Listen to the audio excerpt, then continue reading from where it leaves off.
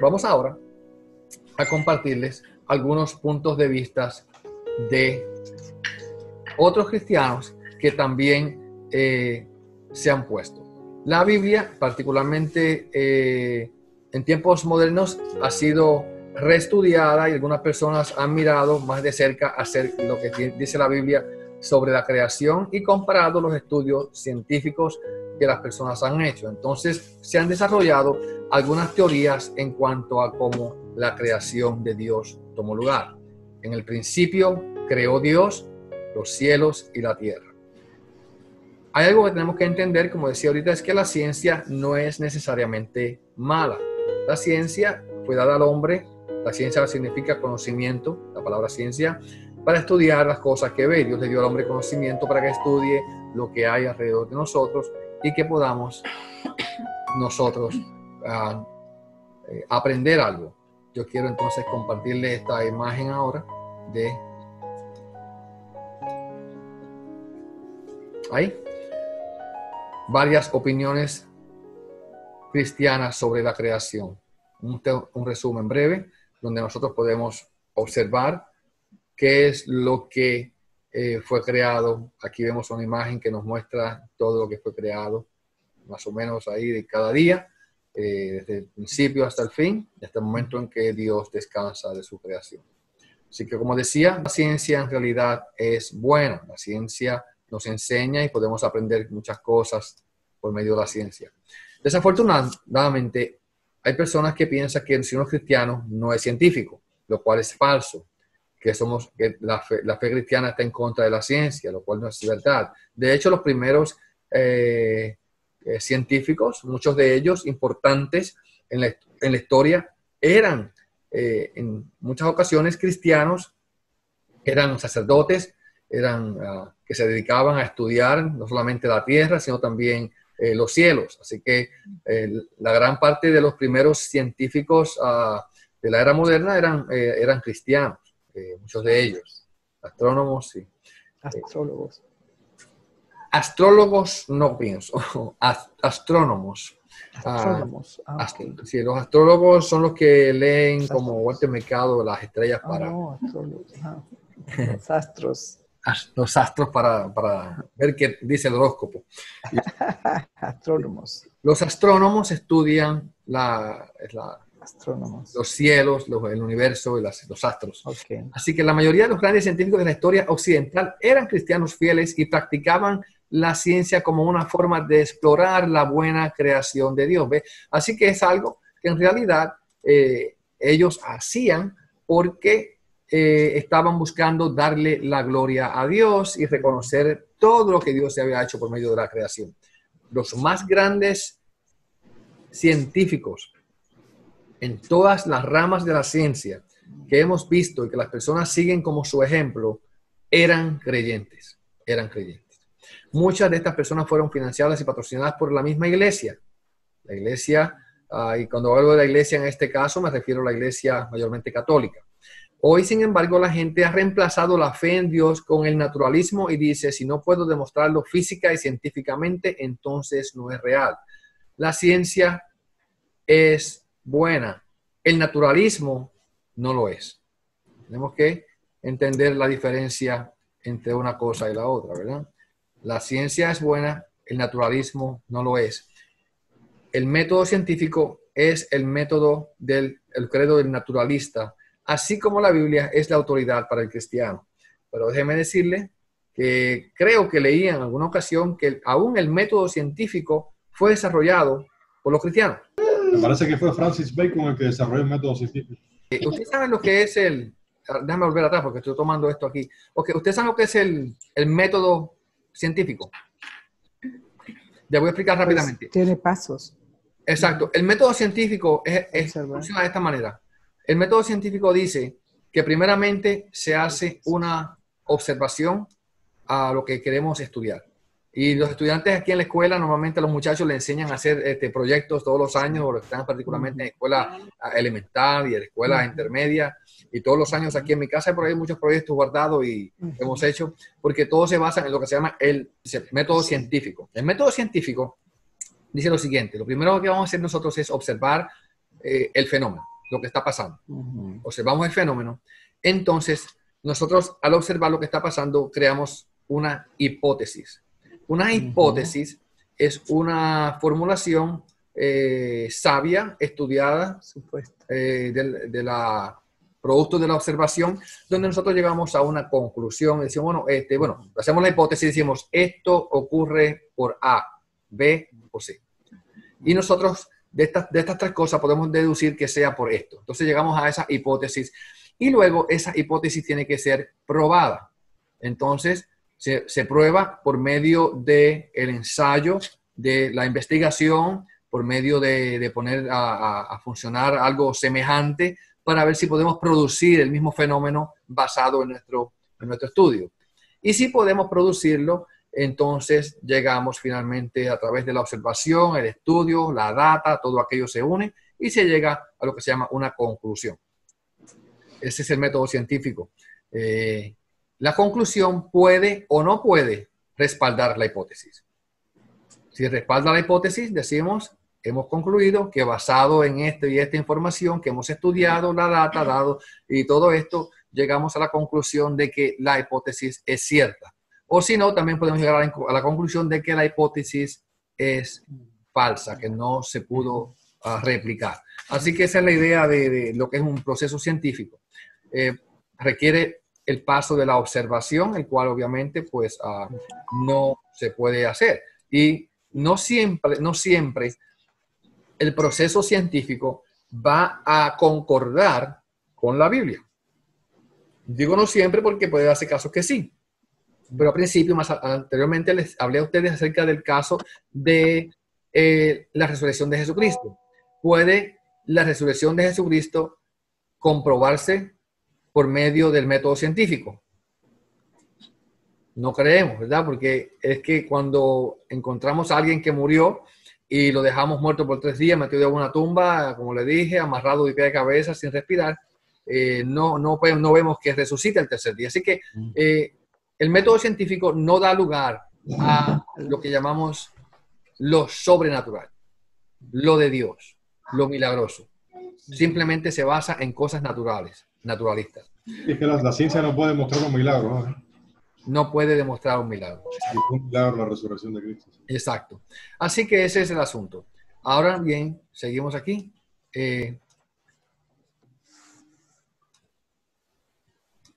Los datos científicos a menudo se debaten, no siempre hay una conclusión clara y obvia, como lo estaba explicando. Varios científicos a menudo extraen diferentes interpretaciones y conclusiones de la misma información. Así que aún basado en el método científico, puede ser que unos lleguen a una conclusión siendo científicos, estudiosos igualmente, y otros lleguen a otra. La voz popular no siempre es correcta. Sin espacio para debatir interpretaciones, la voz mejor financiada siempre prevalecerá. ¿Y qué significa esto? Simplemente lo mismo que ya sabemos, que el que más dinero tenga es el que gana. Eso es lo que está diciendo eso. Porque es aquel que puede traer más información, promoverla mejor, y si tiene más control y si tiene más poder, pues impone su presuposición, su idea sobre los demás. Así que tenemos que tener cuidado de decir, bueno, todo el mundo piensa esto porque es falso. No siempre la voz popular es la correcta. Esto corta en ambos sentidos y debemos estar dispuestos a aprender de aquellos con quienes no estamos de acuerdo. Nosotros como cristianos tenemos que estar dispuestos a escudriñar lo que otros están diciendo, porque el simplemente de que ellos sean no cristianos no significa de que siempre estén equivocados. Y ese es el problema, que todo el mundo... y cuando esto aplica a todas las áreas, no podemos descartar a alguien porque estamos de acuerdo con esa persona en cuanto a un punto u otro, decir, bueno, porque esa persona cree eso, yo estoy de acuerdo con ella, es mentira todo lo que dice, porque es falso, no es mentira todo lo que dice, no es falso y podemos aprender. Nuestra tarea es escudriñar las cosas, con, obviamente, siendo cristianos, la dirección de Dios en oración, guiados por la palabra de Dios en cuanto a nuestras conclusiones. Seguimos. La ciencia es limitada. Obviamente, un naturalista no estará de acuerdo con esta afirmación, pero es importante ser sincero. Hay límites para la ciencia. La ciencia tiene sus son cosas que no puede estudiar. Si cree que hay más en la realidad de lo que podemos probar empíricamente, y otra vez la palabra empíricamente significa por medio del estudio y la observación cuidadosa, entonces sacará diferentes conclusiones del científico que cree que solo es cierto si puedo demostrarlo científicamente, y por eso es que la ciencia tiende a rechazar los milagros porque no pueden probar científicamente que puedan ocurrir. Y nosotros, entendiendo que hay algo más que lo natural, que hay algo sobrenatural, y me refiero a Dios, puede haber milagros y de hecho los hay. Y la Biblia relata muchos de ellos. Nunca lo entenderemos todos, se supone que no debemos hacerlo, sin embargo, esto no es una excusa para ignorar la ciencia. La ciencia nos enseña cosas increíbles sobre nuestro mundo, así que debemos de tomarla en serio y recordar que no puede responder a todas las preguntas. Así que vamos a ver. Hay un punto de vista que quiero hablar y es que es de aquel de adaptación y evolución. Cuando nosotros hablamos de la evolución y la adaptación, son dos puntos que tenemos que tomar cuidadosamente. Nadie en todo el mundo cristiano niega la adaptación. ¿Qué significa la adaptación? Significa que los seres vivientes, los organismos, se adaptan a su medio ambiente. Eso es todo. Y lo hemos visto como las personas. Yo le puse un ejemplo un poco gracioso, no sé si fue la semana pasada o antepasada, cuando usted se encuentra a un puertorriqueño metido en Alaska, viviéndolo más bien y tranquilo, es que ese tipo, distintamente a mí, pues se adaptó a ese sistema. Llegó allá y funcionó y se adaptó. Bueno, podemos ver en muchos organismos que se han adaptado a su medio ambiente para contrarrestar ciertas quizás deficiencias en cuanto a lo que no podían hacer. Así que en ese aspecto no estamos hablando de esa adaptación como una evolución, porque no ha habido un cambio genético. ¿Ve? Nadie niega esta adaptación. Todos los creacionistas, incluso los más literales, lo aceptan. La adaptación y la evolución dentro de las especies tienen un buen sentido científico. La adaptación tiene mayormente que ver con lo que la gente llama una microevolución. Microevolución es unos cambios pequeños dentro del organismo, pero que no cambian la especie. Es decir, el caballo se puede adaptar de cierta manera a su medio ambiente y su cuerpo pues adaptarse, pero no deja de ser caballo. Es lo que estamos hablando. Va a ser siempre un caballo. ¿Okay? Sí. El debate gira en torno hacia una especie, ¿ve? Puede evolucionar y formarse otra especie. Ahí sí tenemos un problema. Entonces, ese es el gran debate que tenemos, es ese. Si hay alguna especie puede dejar de ser una especie particular y moverse y cambiarse en otra especie, como sugiere la ciencia en muchos puntos. El pez no se convirtió en un mono, exactamente. Eso es lo que nos enseñaron a nosotros, por lo menos a mí en la escuela, desde que estaba en la elemental. Me enseñaban la película aquella de ese pez que salió del agua, se cansó de estar allá adentro, fue caminando con las aletas poco a poco se convirtieron en pies, y después de eso, a pasar de 2 millones y millones de años, aquel pez comenzó a subir a un árbol, perdón. Y después que subió al árbol, pues creció, se desarrolló, se convirtió en un mono y después decidió bajar del árbol y convertirse en un ser humano.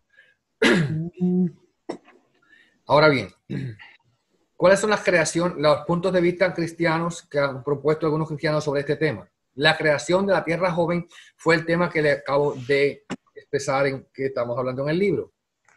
Que la tierra fue creada en 6 días de 24 horas, que Génesis 1 y 2 son literales y deben tomarse al pie de la letra. Eso es un punto de vista. Yo les digo esto a ustedes, mis hermanos, para que ustedes estén informados de esto y sepan lo que hay allá afuera.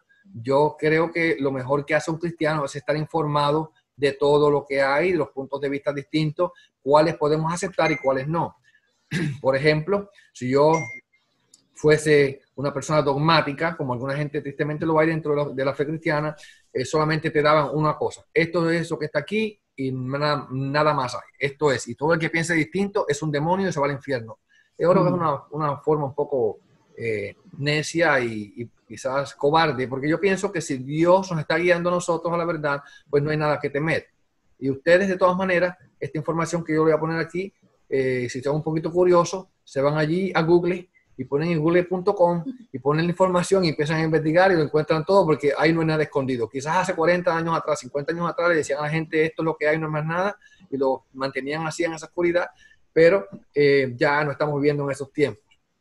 Así que yo creo que es importante pues exponerle todos los puntos de vista para que ustedes vean lo que otras personas piensan, aunque nosotros en muchos casos no estemos de acuerdo con ello.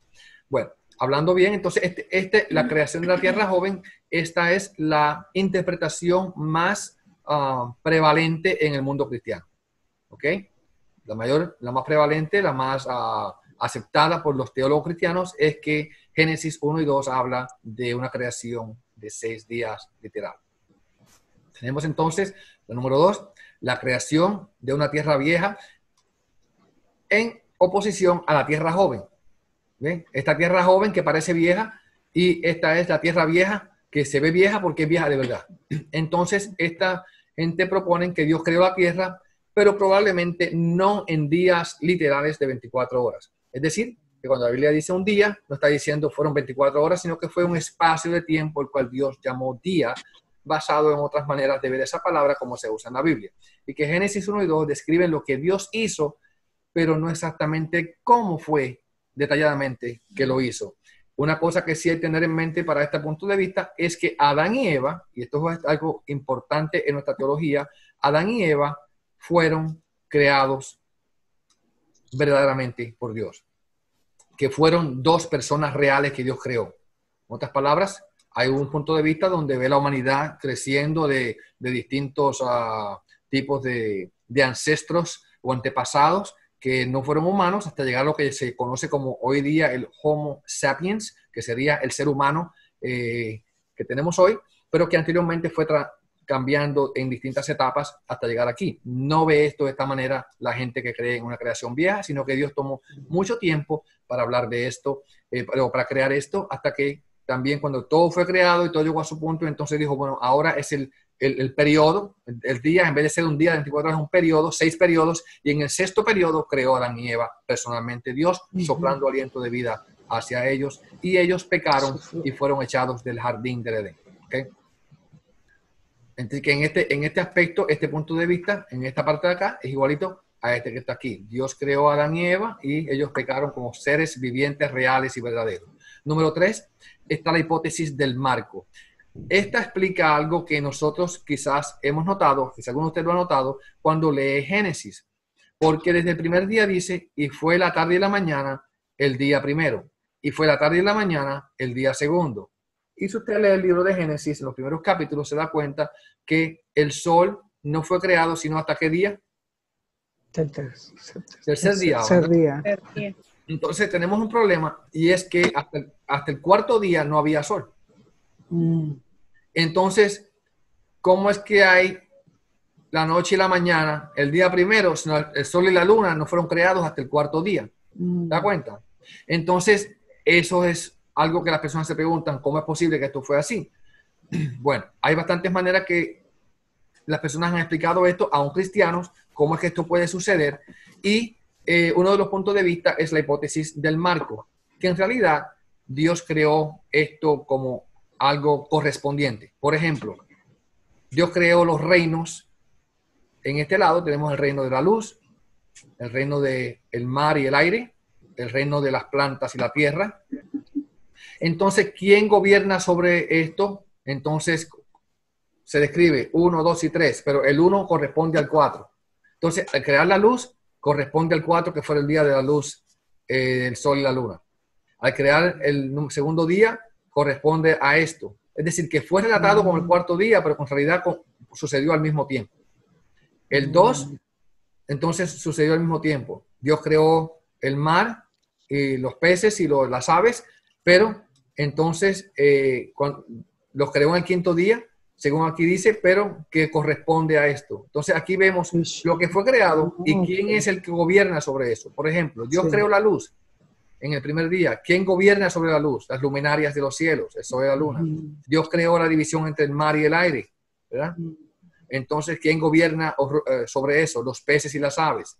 Dios creó entonces la tierra y las plantas. Y correspondiente a eso, en el sexto día, ¿quién gobierna sobre eso? Los animales y el hombre. Y aquí tenemos en el séptimo día que Dios descansa y Dios gobierna sobre toda la creación. Así que esa es una de las teorías que han tenido algunos. Hay un pastor que se llama Pastor Lee Irons. Lee Irons, él tiene este punto de vista. Hay unos que hablan de una evolución teísta y de ellos lo que quieren decirnos es que la tierra, otra vez, es una tierra antigua donde Dios fue usando la evolución para llegar hasta el momento donde crea al hombre. Otros afirman que Dios creó el mundo de tal manera que la evolución sucedería naturalmente, pero no supervisó especialmente el proceso evolutivo en la humanidad. Es decir, que todo fue creado de una manera natural por evolución y esta gente aceptan la evolución y dicen, bueno, creemos en Dios, creemos en la Biblia, pero creemos también en la evolución y Dios creó todo por medio de una evolución, pero llegó al hombre y él intervino. Es decir, que todo fue creado naturalmente por evolución hasta que llegó al hombre y el hombre fue creado directamente por Dios de una manera directa. Típicamente, Adán y Eva, en este caso, no serían personas históricas, sino figuras simbólicas que describen el pecado y la revelación. El problema con este punto de vista, que yo no lo acepto, obviamente, es porque Jesucristo habló de Adán y Eva. Si usted lee allí en la Biblia, en el libro de Mateo, capítulo 19, dice que Dios creó a Adán y Eva y dice varón y hembra, los creó, uno y el otro. Así que en ese caso es un problema este. Este que está aquí, la teoría de la brecha, es interesante. Yo estuve viendo hace unos años atrás en la cadena de TVN, una vez, por primera vez escuché esto de unos teólogos que estaban allí hablando acerca de la creación y entre ellos estaba el famoso Benny Hinn. Y estaban hablando acerca de cómo fue que Dios creó el todo. Y allí se nos dice que, según ellos explican, que entre Génesis 1 y Génesis 1 y 2 hay una gran brecha. Yo de hecho tengo personas que conozco personalmente que creen esto es así, que hubo una gran brecha, que cuando dice allí, en el principio creó Dios los cielos y la tierra. Ya. ¿Cuándo creó Dios eso? En el principio, bien atrás. Bien atrás. Y después dice, y la tierra se volvió desordenada y vacía. ¿Por qué dicen ellos? Porque Dios cuando crea algo no puede estar desordenado y vacío. Cuando Dios crea algo, Dios es un Dios de orden. Cuando Dios crea algo, Dios no crea desorden. ¿Te das cuenta? Entonces dicen que en el verso Génesis 1:1, dicen, en el principio creó Dios los cielos y la tierra, y eso se volvió desordenado y vacío. Entonces, ¿qué pasó que todo esto se volvió desordenado y vacío? Entonces, ellos comienzan a mirar, a ver y a explicar qué fue lo que pasó. Y en realidad, esta se llama en inglés the gap theory, right here, la teoría del gap, o de la brecha, del espacio de tiempo. Entonces, hubo una guerra cosmológica en el espacio entre Satanás y Dios, y Satanás fue echado del cielo porque Satanás era un gran pecador y Satanás se rebeló contra Dios. Entonces, este cuadro que usted ve aquí es algo que representa ese punto de vista. Entonces, por ejemplo, cuando Dios creó todo al principio, aquí, y creó todo, creó los ángeles, creó los arcángeles y querubines, entre ellos creó a Satanás y había una creación que Dios había hecho y todo estaba así. Y otra vez le digo, esto es una teoría que alguna gente hablan para explicar por qué la tierra, dice Génesis 2, que estaba desordenada y vacía. Entonces, al Satanás rebelarse contra Dios, es echado y hace lo que llamas un cataclismo mundial al caer del cielo, donde destruye toda la tierra. Entonces, porque todo queda destruido, entonces aquí vemos este cuadro, este círculo, donde dice que Dios tuvo que volver a crearlo todo.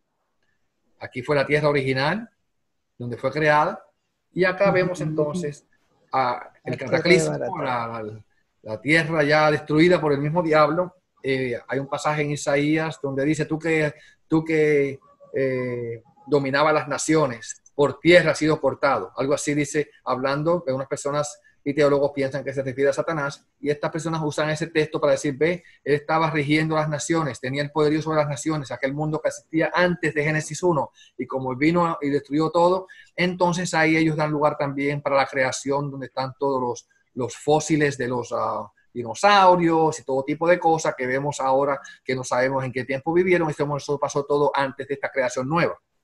Aquella creación se acabó con una destrucción, estaba destrozado, estaba todo vacío, estaba en desorden, y Dios volvió de nuevo a organizarlo todo. Y aquí vemos entonces a este lado del círculo esta creación de la semana creativa de Dios, de los 6 días de creación. ¿Okay? Ese es un punto de vista. Ahí está también este punto de vista donde tiene que ver mucho con el que les mencioné anteriormente, la tierra vieja, aquellas personas que hablan de un mundo viejo, donde la palabra día, yom, en el hebreo, puede significar procesos de tiempo. Dentro de esta escuela está la escuela que se llama creacionismo progresivo, donde Dios fue creando en distintas etapas todo lo que vemos en Génesis 1, en los primeros 6 días de la creación. Y voy a avanzar un poco porque el tiempo se me está acabando. ¿Ok? Aquí vemos entonces que las personas piensan acerca de la teoría de la gran explosión. Quizás usted ha hablado acerca del Big Bang, la gran explosión. ¿Quién creó la teoría de la gran explosión? Primordialmente fue un astrofísico, sacerdote jesuita católico que en 1925 propuso la teoría de la creación de la gran explosión. Y las 4 propiedades que enseña esta teoría es que un ex nihilo, de la nada comenzó el universo, que Dios creó el mundo de la nada. Número 2, el mundo se está expandiendo hasta el día de hoy. Los astrofísicos todavía estudian el universo y se dan cuenta que se está expandiendo todavía. Y número 3, hablan acerca de las leyes constantes de la física. La ley de la física, que hay leyes que no cambian. La física tiene que ver con el movimiento del mundo. Y después nos habla acerca de la ley de la descomposición. ¿Qué significa esto? La ley generalizada de la descomposición, conocida como la segunda ley de la termodinámica o la ley de la entropía, significa que cualquier sistema que se expanda, ya sea una cámara de pistón en un motor de un carro o sea el universo, debe irse enfriando poco a poco hasta que llega a un grado de proporción de expansión donde no puede sostenerse más y deja de ser.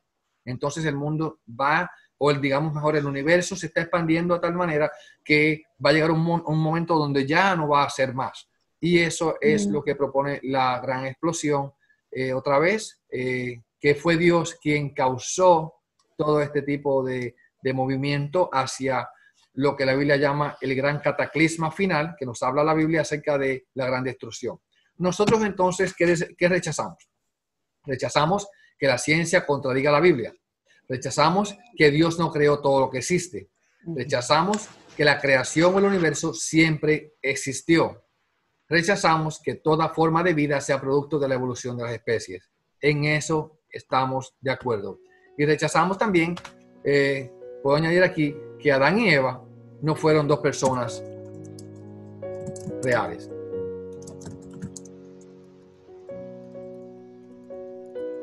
¿Okay?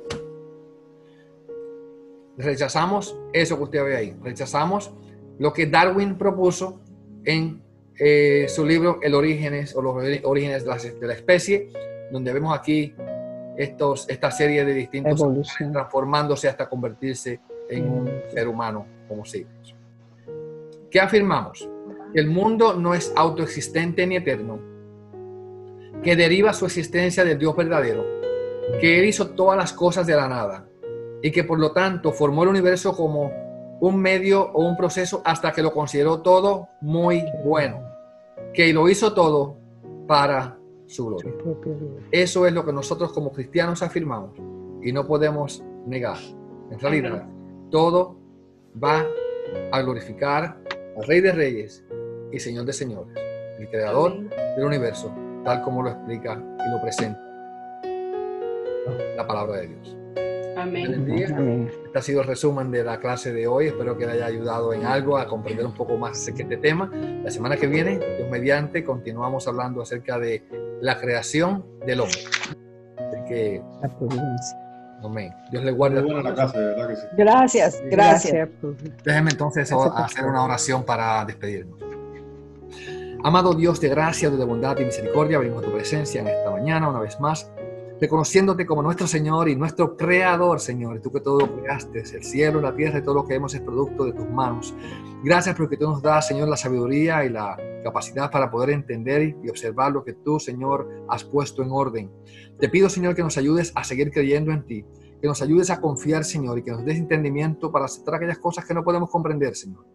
Te pedimos, Señor, por nuestros familiares, nuestros hermanos que todavía no conocen y ni comprenden muchas de estas cosas. Y pedimos por aquellos que se oponen a esta verdad, aquellos que están todavía luchando mentalmente con si hay o no hay un Dios, si hay o no hay un Creador. Te pedimos, Señor, que tú te reveles a ellos, que tú les das sus corazones y que ellos puedan ver, Señor, la realidad que tu palabra enseña, de que tú, oh Dios, todo lo has creado. Te pedimos ahora que te glorifiques en este culto que vamos a dar a ti, de tu presencia, por medio de la vía tecnológica, que podamos estar concentrados en tu palabra, Señor, lo que nos vas a presentar, que podamos ser recibidos, Señor, recibir el mensaje de tu palabra, la palabra tuya, para que alimente nuestras almas. Lo pedimos, Señor, en el nombre de Cristo Jesús. Amén. Amén.